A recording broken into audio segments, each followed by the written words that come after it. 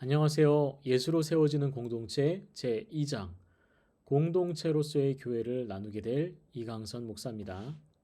저희들은 어떤 교회를 생각하고 또 이루려고 노력을 할까요? 굉장히 유명한 말씀이 있죠. 아무든지 나를 따라오려거든 자기를 부인하고 자기 십자가를 지고 나를 쫓을 것이니라. 누구든지 제 목숨을 구원코자 하면 잃을 것이요 누구든지 나와 복음을 위하여 제 목숨을 잃으면 구원하리라 라고 하셨죠. 결국 예수님을 따르는 그 결단과 자신을 내려놓음과 또 그냥 단순하게 예수님을 따라 살아가게 되면 우리가 교회를 이루게 된다는 것이죠. 대신에 우리가 가진 십자가를 지고 가라고 하십니다. 어, 자, 십자가라는 것은 우리가 가지고 있는 떨쳐내야 할 어떤 우리의 고난을 얘기하기도 하지만요. 우리가 성숙하게 주 안에 또 성숙함을 이루는 하나의 정치로서 또 장치로서 하나님이 주시는 연단일 수도 있습니다.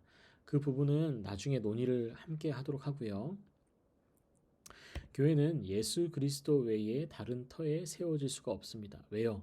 바로 예수님의 생명 위에 교회가 세워졌기 때문입니다. 그리고 이 공동체는 예수님이 중심인 공동체여야 하죠. 교회는 항상 예수님이 중심인 공동체인가라고 반문하고 묻고 또 질문해야 됩니다. 교회는 예수님의 사랑으로 생겨난 공동체이죠. 곧 대표되는 분이 예수님이 되셔야 하죠. 예수님의 터 위에 있는 공동체인가? 라는 질문도 필요한데요. 인간의 정신을 의지하는지 또 성령을 의지하는지 잘 봐야 됩니다. 세상 사람들은요, 사람을 의지하고 사람의 정신을 의지합니다. 그의 리더십을 의지하죠. 하지만 교회는 성령을 의지해야 합니다. 성령을 누가 보내셨습니까? 바로 예수 그리스도이시죠. 이처럼 성령을 의지한다는 것은 예수 그리스도의 뜻에 동참하며 나아가는 겁니다. 그리고 또 살아있는 주님을 계속 인식하며 살아가느냐 이거죠. 한 목사님이 이런 얘기를 했죠. 우리 일상을 CCTV로 바라보는 것처럼 하나님께서 그렇게 보고 계시다면 당신은 어떻겠는가? 물론 이러한 정신을 가지고 사는 것이 굉장히 피곤하고 어렵지만 당연히 우리가 세상 속에 살아가면서 이러한 각오와 결단 또 삶으로 나아가는 어떤 원칙이 있어야 하는 것이죠. 사람들은 인간의 혈통과 육적으로 공동체를 이룹니다. 그리고 사람의 뜻으로 세워진 공동체들을 이룹니다. 하지만 하나님은 사람의 뜻이 아니라 온전히 하나님의 뜻 가운데 이 공동체를 이루게 하십니다. 예수 공동체의 특징으로는요, 인간이 만든 공동체는 영원하지 않지만 예수님의 공동체는 영원합니다. 사람이 나이가 들어가고 노쇠함에 따라서 당연히 이 집단 공동체는 와야 되죠. 하지만 하나님이 저희에게 허락하신 이 교회 공동체는요, 우리가 생명이 다하더라도 그 공동체로 끝까지 묶여서 그 영혼성을 가집니다.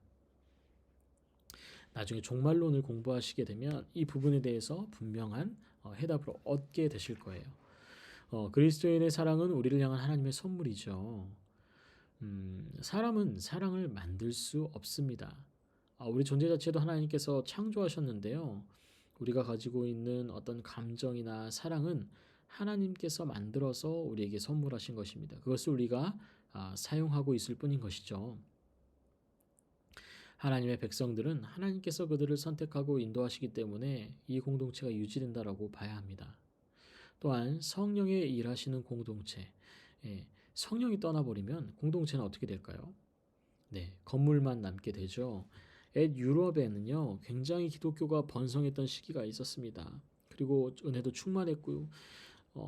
아시아와 아프리카에 수많은 선교사를 파송했지만 결국에는 어떻게 됐죠? 믿음이 또 그 신앙이 존재를 잃게 되면서 그 뿌리를 잃게 되면서 약화되고 사라지게 됩니다. 그리고 더 이상 예수를 믿는 사람들의 이 어떤 영향력은 미미해지게 되어버린 것이죠. 마찬가지로 성령의 떠나버린 공동체는 이처럼 힘을 잃고 교회 공동체라고 할 수 없는 상태가 되는 것입니다. 현대의 예수 공동체에 나타나는 문제들이 종종 있습니다. 교회와 타협과 또 문명의 편리주의, 또 합법 형식주의, 또 이렇게 형식적으로 신앙생활하고 또 교회를 건물로 보고 교회 공동체를 그냥 수량화하다 보면 자신이 누려야 될 영적인 충만함을 잃게 되고요. 또 영적으로 거듭났음을 잃게 됩니다.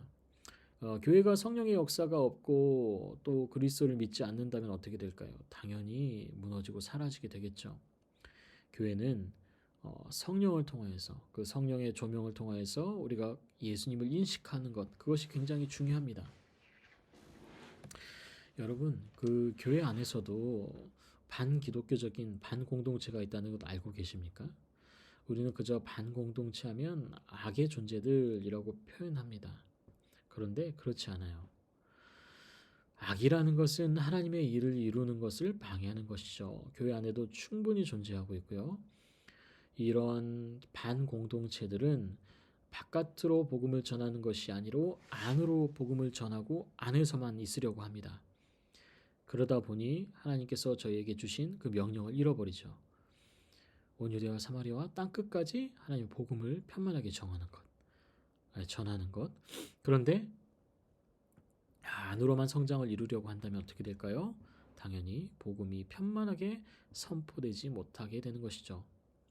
또한 교회가 자신의 이데올로기 안에 빠져 있다면 또 어떤 상태가 될까요? 네, 바로 하나님의 일을 방해하는 반기독적인 상태가 되는 것이죠. 예수 공동체인 교회에 대해 교회가 유지하게 되는 것에 대해서 잘못된 이해들이 있는데요. 어떤 이해들이냐면 공동체가 지속하려면 특별한 무언가가 필요한데 그 무언가 필요한 게 바로 뭐 돈이고 자본이고 사람이라고 생각하는 겁니다. 그런데요. 건강한 예수 공동체는요. 필수적으로 초월성을 가지고 있습니다. 초월성이란 무엇일까요? 교회 공동체 보면 형제 자매라고 부르잖아요. 형제님, 자매님 부르잖아요. 그런데 이 흔한 호칭이 실은 굉장한 의미가 있습니다. 계층과 세대와 상황과 또 경제적인 모든 것들을 뛰어넘는 호칭이기 때문이에요. 초월한 거죠. 세상의 규범을 뛰어넘는 호칭인 거예요. 교회는 이처럼 매여선 안 됩니다. 세상의 규범과 법칙과 경제적인 것들과 지위, 또 세상의 규범으로 얽매여서 초월하지 못하는 그저 단순한 모임의 장소가 된다라고 하면 하나님의 역사가 교회 가운데 이루어지지 않게 되는 것이죠. 또한 교회 공동체는 그냥 내가 어렸을 때부터 교회를 다녀왔기 때문에 그 경험으로 인해서 신앙생활하는 것이 아니고요. 내가 친한 사람이 있어서 그 사람 때문에 신앙생활하는 것이 아닙니다. 경험만 가지고 또 어떤 공동체, 혈연, 또 지연만 가지고 예수 공동체는 이루어지지 않습니다. 그리고 교회는 복음이 선포되고 많은 또 일들이 있죠. 그래서 종종 뭐 그런 말씀을 하시는 분들이 있어요. 예전에 20대 때 여름 성경학교가 어땠고 은혜로웠고 그런데 지금은 그런 것들이 없고 뭐 이런 푸념을 하시는 분들이 있는데요. 물론 공동체 안은 추억을 떠올리고 또 그것으로 인해서 모여지기도 하지만 예수 공동체는요. 이 추억의 문제가 아니에요. 기억과 경험을 공유하는 것이 전부가 아니에요. 뭐냐면 바로 성령으로 또 하나됨으로 또 초월함으로 묶이지 않으면 교회가 잘 이루어질 수 없는 것이죠. 교회에 한참 동안 부흥회의 바람이 불었던 때가 있었죠. 뜨겁게 말씀이 선포되고 울고 회개하지만 그 기운은 얼마 가지 않아요. 네, 그런 강렬한 느낌들은 오래 가져갈 수 없습니다. 그렇기 때문에 예수 공동체는요. 여러분 화톳불이라고 예전에 알죠? 은은하게 오래 지속될 수 있도록 우리가 예수 공동체 안에서 복음으로 또 신실함으로 나아가야 되는 것이죠. 현대사회의 교회들은 많은 문제를 겪게 되면서 기본으로 돌아가자라고 얘기를 하고 있습니다.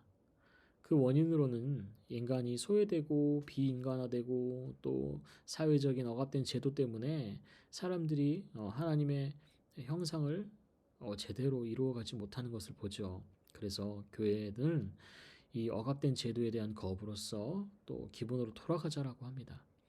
또 인간의 사랑, 또 관심이 충분치 못하기 때문에 그들이 회복되지 않는 거죠. 못하는 거죠. 인간은 사랑을 만들 수 없다라고 했습니다. 사랑은 어떻게 해요? 하나님이 주시는 것이고 만들어 가시는 것입니다. 그것을 저희는 사용할 뿐이라고 얘기했어요. 또 인간적인 사랑은 그 공동체를 이룰지라도 또 힘을 잃습니다. 왜요? 사람은 자신의 지혜와 또 어떤 공동체를 만들 때는요, 자신의 유익을 위해서 만들기 때문입니다. 자, 거꾸로 생각해 보면 예수님께서 유익을 얻기 위해서 공동체나 집단을 만들어서 교회를 이루었을까요? 아닙니다. 그저 예수님은 사랑했습니다. 사랑 때문에 이 교회가 형성이 된 것이죠. 결과적으로는 하나님만 진정한 공동체를 창조할 수 있고 협동, 조화, 평화, 가장 인본적이고 가장 좋게 들리는 것, 그런 이미지로 우리 교회를 형성을 했던 것들이 이제 그것이 아니라 구원받은 자로서 그리스도 안에서 우리가 받은 새로운 삶을 기초로 다시 세워져 가는 거죠. 교회에서 또 신학적으로 또 어떤 규범적으로 교회를 정의하고 또 그 정의를 통해서 교회를 세워간다고 믿는 분들이 있지만 아닙니다. 신학이 중요한 것이 아니고요. 예수 그리스도가 중요한 겁니다. 정말 내가 예수 그리스도를 영접했느냐? 정말 내가 예수 그리스도의 사랑 안에 있느냐? 정말 예수 그리스도의 은혜를 내가 경험하고 사느냐가 중요한 것이죠.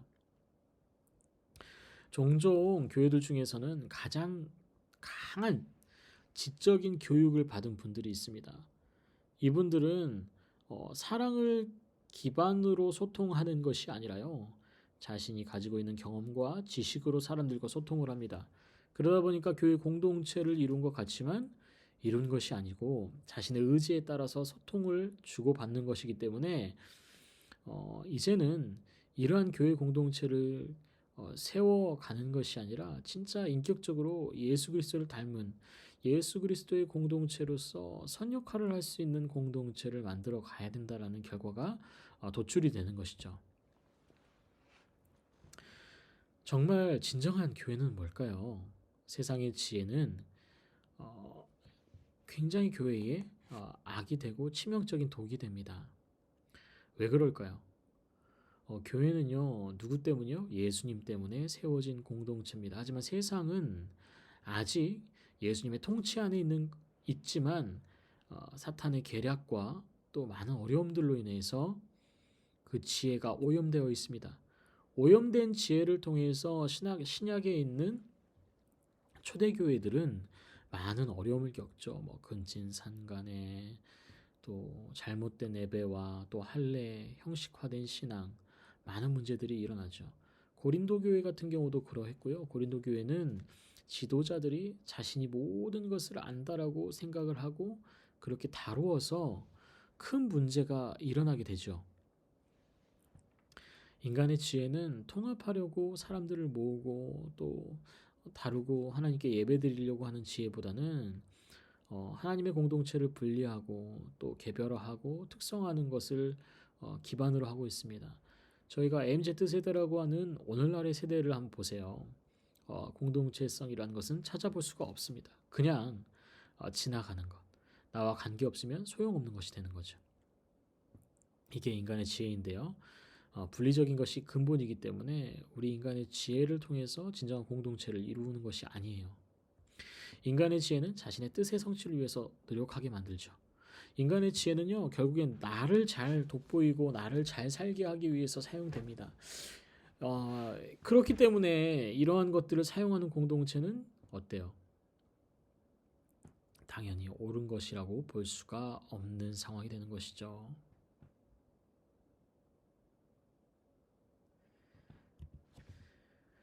우리가 진정한 공동체를 이루기 위해서는 예수님을 따라 살아가야 됩니다. 또 변화된 마음은 변화된 삶으로 물들여지는데요. 여러분, 제자도라는 것이 무엇이죠? 바로 예수님을 닮아가는 과정, 노력, 공부, 수행, 그런 것을 제자도라고 합니다. 믿음은 어떻습니까? 바로 예수 그리스도에 대한 복음에 대한 반응이죠. 그러니 예수님을 닮지 않으려고 하면은 당연히 예수님이 없는 종교가 되는 겁니다. 그리고 살아계신 주님이 없는 죽은 제도를 가지고 살아가는 공동체가 되는 것이고, 그렇게 되면은 그냥 쭉정이로서의 삶을 살게 되는 겁니다. 예수님을 따라 살아간다는 것은요, 변화된 마음이 또 변화된 삶으로 살아가는 것은요, 우리가 말씀 안에 철저하게 복종하고 또 복종하면서 그 말씀에 변화를 입어가야 되는 것이 우리의 실존입니다. 야고보서 2장 14절에서 26절을 시간 날 때 읽어보시면 이 부분에 좀 도움이 될 수 있을 것 같아요. 메노 시몬즈는 그리스도인임을 자랑하는 사람은 누구나 그리스도가 걸은 것처럼 똑같이 걸어가야만 한다라고 합니다. 이게 뭐냐면 예수의 발자취를 따르는 것이 우리의 사명이라면 그렇게 따라가야 된다는 것이죠. 디트리 본헤퍼 같은 경우는 굉장히 급진적인 분이었죠. 나치와 싸우기 위해서 권총을 품에 품고 암살 시도를 했던 목사님이죠. 이런 적극적인 목사님은 이 행함이 없는 종교는 값싼 은혜다라고 얘기를 합니다. 행함이 없는 종교는 값싼 은혜다. 어떤 의미일까요? 값싼 은혜란 뭘까요? 값싼 은혜는 회개 없는 용서의 선포입니다. 밀양을 보신 적 있으시죠? 여자 주인공이 자신의 아들을 살해한 범인을 만나러 갔는데 범인이 어떻게 해요? 나는 하나님께 용서를 받았다라고 얘기를 하잖아요. 이게 바로 값싼 은혜입니다. 회개도 없고 용서도 없는. 이게 뭔가 잘못됐잖아요. 또 교회의 권징이 없는 세례와 같다는 건데요. 교회의 권징이 뭐냐면 성도로서 지켜야 될 것들을 지키게 하고 그것이 지켜지지 않으면 징계하는 것이 권징인데요. 세례받은 사람들은 교회의 권징 아래 살아가야 됩니다. 그렇게 신앙을 유지하고 제도 가운데 살아야 되는데요. 이 신앙의 권징, 교회의 권징이 없이 세례를 받는다는 것은 어떤 의미냐면 그냥 형식적인 그리스도인으로 살아간다는 겁니다. 고백이 없는 성찬도 마찬가지고요. 혹시 성찬을 하면서 펑펑 울어보신 적이 있습니까? 정말 이것이 예수 그리스도의 피고 죄된 나로 인하여서 그 생명을 빼앗기신 예수 그리스도, 그분이 다시 부활하신 것에 대한 감격, 그런 것들을 성찬 가운데 느껴야 되는 것이 그리스도인인데요. 우리 성찬을 맞이할 때는 우리의 죄의 고백과 우리의 죄됨을 고백하고 또 그 고백으로 인해서 세워져야 되는 것이죠. 그리고 개인적인 고백이 없는 사죄, 그냥 앵무새처럼 주님 죄송합니다, 죄송합니다라고 하는 사죄를 말하는 거예요. 개인적인 고백이란 깊은 곳에서부터 오는 어떤 죄에 대한 꺼리낌과 아픔을 느끼면서 그것에 대한 하나님 앞에 사죄하는 것을 바라는데 그런 것을 하지 않는 것, 그게 바로 값싼 은혜입니다. 아주 쉽게 표현을 하게 되면 아이스크림인데 그 아이스크림이 그냥 모조 아이스크림이라는 거죠. 잘 예쁘게 꾸며져 있고 맛있게 보이지만 먹을 수 없는 것. 우리가 은혜를 받을 때도 마찬가지예요. 은혜가 우리를 감싸고 은혜가 우리의 삶을 이끌어갈 수 있게 해야 되는데 우리는 오히려 은혜인 척, 은혜 받은 척, 또 은혜 안에 살아가는 척을 합니다. 그래서 값싼 은혜로 공동체를 이루고 또 교회 안에 살아가는 것이죠. 마태복음 7장 21절에는 나더러 주여 주여 하는 자마다 다 천국에 들어갈 것이 아니요 다만 하늘에 계신 내 아버지의 뜻대로 행하는 자라야 들어가리라 라고 합니다. 네, 주여 주여 한다고 해서 은혜 받았습니다 라고 한다고 해서 모두가 하늘에 계신 아버지의 뜻대로 하늘나라에 거하는 것이 아닙니다. 오직 하나님의 뜻대로 행하는 자라야만 들어갈 수 있는 것이죠. 교회 공동체도 마찬가지입니다. 교회 공동체가 번듯한 교회가 있고 또 그 공동체가 있어도 그 안에 온전한 건강함과 은혜 또 성령의 역사하심이 없다면 큰 의미가 없게 되는 것이죠. 우리가 복종한다는 것에 대해서 한번 더 고민을 해 봐야 될 텐데요. 복종의 의미는 이것입니다. 단순한 문제라서 그냥 묻고 따지지도 않고 복종하는 건가? 그게 아니죠. 내 스스로가 생각하고 자기가 이것들을 받아들일 수 없는 상황에서 복종하는 것 있을 수 없는 것입니다. 그리스도인의 공동체 안에서의 복종은 우리가 그리스도 안에서 우리의 전적으로 삶을 드리는 겁니다. 삶의 일부를 하나님께 드리는 것이 아니고요. 진짜 하나님 안에서 삶을 살아가는 거예요. 그게 전적인 삶을 드리는 삶이라고 하는 것이죠. 또 나의 삶 중앙에다가 무언가를 놓고 살아가잖아요. 우리는 이제 교회, 종교, 또 뭐 예를 들면 직장, 또 삶의 어떤 방향성, 목적들을 놓고 다니는데 나의 삶의 그 중심에 무엇을 두고 있을까요? 종교일까요? 아니면 하나님일까요? 종교라면 주일마다 그냥 어떤 취미생활 형태로 예배를 드리는 형태가 될 건데, 만약에 내 삶의 중심이 하나님이라면 그 예배, 교회의 공동체 안에서도 하나님의 영광을 위해서 또 그 모든 사역과 또 행위들을 하게 될 것이라고 많은 신학자들은 얘기를 합니다. 복종한다는 건 뭐예요? 바로 나의 삶을 하나님께 온전히 드리는 것, 그리고 나의 중심에 하나님을 두는 것을 얘기하는 것입니다. 복종의 목적으로는 그리스도에 대한 복종의 기쁨을 누리기 위해서입니다. 내가 싫은 거를 억지로 하게 되면 기쁘겠어요? 그렇지 않습니다. 우리가 하도록 또 기쁘게 하는 것이 바로 하나님께서 우리에게 주시는 복종인데요.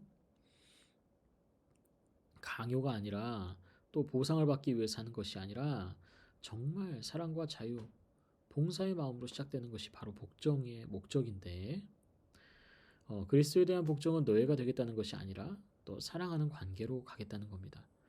노예로 관계가 된다면 내가 싫은 일, 고통스러운 일도 해야 되는데 하나님 그걸 원하시지 않는 것이죠.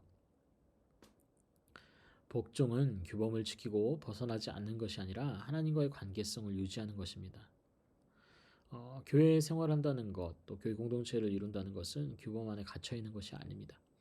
하나님과의 관계성을 끊임없이 유지해 나가는 것, 그것이 기본 규범이죠. 누가복음 9장 61절 말씀에는 손에 쟁기를 잡고 뒤를 돌아보는 자는 하나님의 나라에 합당치 아니하니라 라고 합니다. 예, 맞아요. 하나님의 복음에 반응할 때는 우리는 뒤를 돌아볼 필요가 없습니다. 하나님께서 이루실 그 삶으로 함께하면 되는 것이죠. 그러면 교회 공동체 안에서 어떻게 살아야 될까요? 신앙은 주님을 신뢰하는 것이라고 했고, 신앙은 주님을 따르는 것이라고 했고, 감정이 변화로 신앙을 살아가는 것이 아니고, 고백 없는 교리로 신앙을 살아가는 것이 아니고, 또 정말 예수를 따른 것인지, 또 예수님이 요구하는 삶을 살 것인지, 또 산상수훈의 삶을 살아가야 된다고 하는데요. 산상수훈의 삶, 굉장히 추상적이잖아요. 다음 그림을 보면 이렇습니다. 말씀이 선포되고 말씀을 알게 되고 말씀으로 살아가는 것. 그런데 이게 동시다발적으로 이루어지는 것이 바로 산상수훈의 삶이에요. 예수님께서 산상수훈을 할 때 정말 기독교의 가장 기초적인 이야기들을 하세요. 뭐 세상이 빛이 되고 또 가난하게 머물고 또 복음에 갈급해 있어라 뭐 등등의 많은 이야기들 하셨는데, 그것은 우리 신앙의 근본적인 어떤 주춧돌입니다. 그렇기 때문에 그 말씀을 선포하시고 우리가 듣고 그 말씀을 살아가는 것, 그게 바로 산상수훈의 삶이라고 하는 것이에요. 종종 말로만 예수님을 따르는 삶을 사는 사람들이 있습니다. 그런 사람들은 어떻게 사냐면 그리스도가 제사장이고 그리스도가 왕이고 그리스도가 선지자고 과거에 내가 무엇을 했고 또 막 이런 것들을 논의하고 생각하고 고민하는 거예요. 예수님을 따르는 삶이란 바로 정말 예수님의 발자취를 함께 하려고 하는 삶인 것이죠. 저는 토마스 아킨피스를 굉장히 좋아합니다.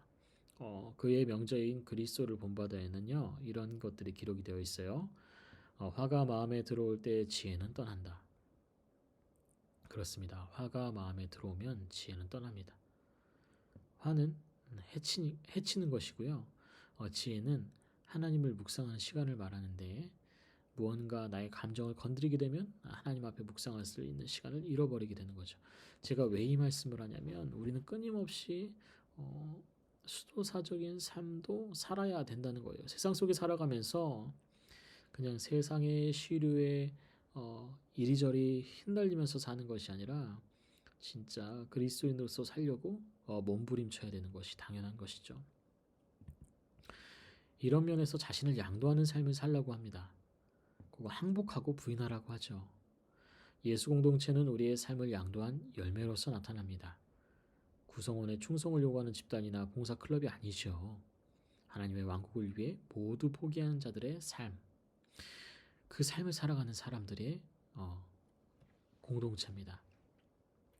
우리가 하나님 나라에 들어가기 위해서 우리 자신이 죽어야지만 가능합니다. 빌립보서 3장 17절에서 3장 7절에서 11절 내용도 그렇고 누가복음 14장 33절의 말씀도 그렇고 또 신명기 10장 16절 말씀도 그렇습니다. 모두가 자신의 것을 해로 여기고 모든 소유를 버리고 또 하나님의 제자로서 예수 그리스도 안으로 들어가는 것이죠. 아더귀시라는 교회 공동체 연구가는요, 우리가 죽으려고 하지 않는다면 우리는 살 준비가 되어 있지 않은 것이다. 하나님의 뜻을 이루는 데 있어서 주된 방해 가운데 하나는 우리의 자아를 포기하지 않으려는 우리의 강팍한 마음이요, 우리 자신의 방식을 고집하려는 우리의 끊임없는 욕망이다 라고 합니다. 갈라디아서 2장 20절에는 이렇죠. 이제 내가 사는 것이 아니요 오직 내 안에 계신 그리스도가 사신 것이라. 아멘. 이처럼 모든 것이 그리스도 안에, 내 안에 살아계신 그리스도로 살아가는 것이 중요합니다. 정말 참 예수 공동체인 교회에서 살아가는 사람이라면 이렇게 해야 됩니다. 모든 것이 소통할 수 있는 사람이어야 돼요. 이사야 6장 1절에 보면 이렇게 시작이 됩니다. 우시아 왕이 죽던 해에 내가 본즉 주께서 높이 들린 보좌에 앉으셨는데 그의 옷자락은 성전에 가득하였고 라고 하죠. 이사야로서는요, 우시아가 죽는다는 것은 하늘이 무너지는 일이었습니다. 그런데 그 좌절의 순간, 최악의 순간에 그곳에 하나님의 임재가 충만하게 있었다는 것이죠. 이것은 무엇을 말하냐? 바로 성령과 저희와의 소통을 얘기하는 거죠. 성령의 속성은요, 우리의 자아를 끊임없이 깨트립니다. 그리고 더 섬세하고 민감할 수 있도록 만들어주시고 구멍이 숭숭 뚫린 사람이 될 수 있도록 하십니다. 그게 무슨 얘기냐면요. 현대인들은 콘크리트 같은 사람들이라고 합니다. 어떤 대화나 마음이나 감정이 오가지 않습니다. 또 신앙적인 것들 또한 당연히 막히죠. 영적인 것들 또한 침투하기 어렵습니다. 그렇다면 구멍이 숭숭 뚫린 사람이라면 어떨까요? 그 뚫린 구멍 사이로 영혼에 대한 갈급함, 말씀, 관계, 감정, 대화, 이 모든 것들이 들어갈 수 있겠죠. 이것을 가능하게 하는 것은 성령의 역사십니다. 죄와 자신의 죽음에 대해서 로마서 6장 12절에서 24절에 나누고 있는데 이 부분도 한번 찾아보시고요. 또 자신의 멍에를 버리고 예수님의 멍에를 지라고 합니다. 예수님의 고난을 지라는 게 아니에요. 우리가 가지고 있는 힘들고 어려운 멍에를 내려놓음과 동시에 예수님의 평안과 은혜가 있는 멍에를 지라는 것이죠. 그리고 또한 예수님께서 우리를 부르심에 대한 그 길을 가야 하는 것이죠. 나는 마음이 온유하고 겸손하니 나의 멍에를 메고 내게 배우라. 그리하면 너희 마음이 쉼을 얻으리니 이는 내 멍에는 쉽고 내 짐은 가벼움이니라 하시니라. 아멘. 이 말씀처럼 우리가 온전히 성령의 역사하심 가운데 우리의 멍에를 내려놓고 예수님의 멍에를 질 수 있는 저희가 되기를 소망합니다. 이렇게 짧게 오늘 강의 마치도록 하겠습니다. 감사합니다.